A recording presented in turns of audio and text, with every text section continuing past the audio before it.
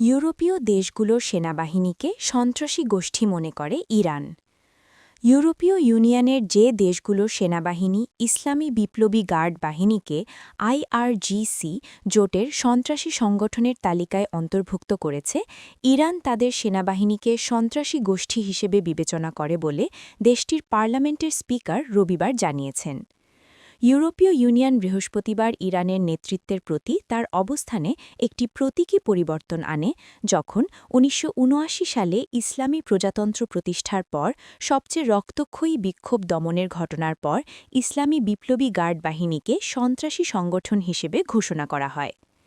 ইরানের parliament speaker Mohammad বাকের কলিবাফ তার সহকর্মী আইন প্রণেতাদের উদ্দেশ্যে বলেন, বিপ্লবী গার্ড বাহিনীকে আঘাত করার চেষ্টা করে ইউরোপীয়রা আসলে নিজেরাই নিজেদের পায়ে কুড়াল মেরেছে এবং আমেরিকানদের অন্ধভাবে অনুসরণ করে আবারও তাদের জনগণের স্বার্থের বিরুদ্ধে সিদ্ধান্ত নিয়েছে।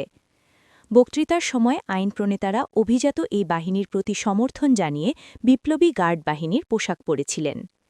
কালিবাফ বলেন, বিপ্লবী গার্ড বাহিনীকে সন্ত্রাসী সংগঠন হিসেবে ঘোষণার বিরুদ্ধে পাল্টা ব্যবস্থা বিষয়ক আইনের ৭ নম্বর অনুচ্ছেদ অনুযায়ী ইউরোপীয় দেশগুলোর সেনাবাহিনীকে সন্ত্রাসী গোষ্ঠী হিসেবে গণ্য করা হয়।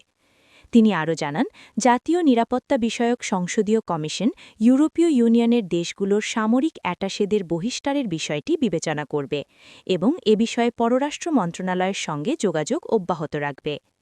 স্পিকারের বক্তব্য শেষ হওয়ার পর আইন প্রণেতারা আমেরিকার মৃত্যু হোক, ইউরোপ তোমাদের লজ্জা হওয়া উচিত বলে স্লোগান দেন। ইসলামী বিপ্লবী গার্ড বাহিনী রবিবার এক বিবৃতিতে জানায়, ইউরোপীয় ইউনিয়নের এই সিদ্ধান্ত গঠনমূলক যোগাযোগ এবং সহযোগিতার পথকে আরও জটিল করেছে এবং সংঘাতমূলক দৃষ্টিভঙ্গি জোরদার করেছে। ১৯৭৯ সালের ইসলামী বিপ্লবের পর শিয়া ধর্মীয় শাসনব্যবস্থা রক্ষার জন্য গঠিত এই বিপ্লবী গার্ড বাহিনী ইরানে ব্যাপক প্রভাব বিস্তার করে রেখেছে।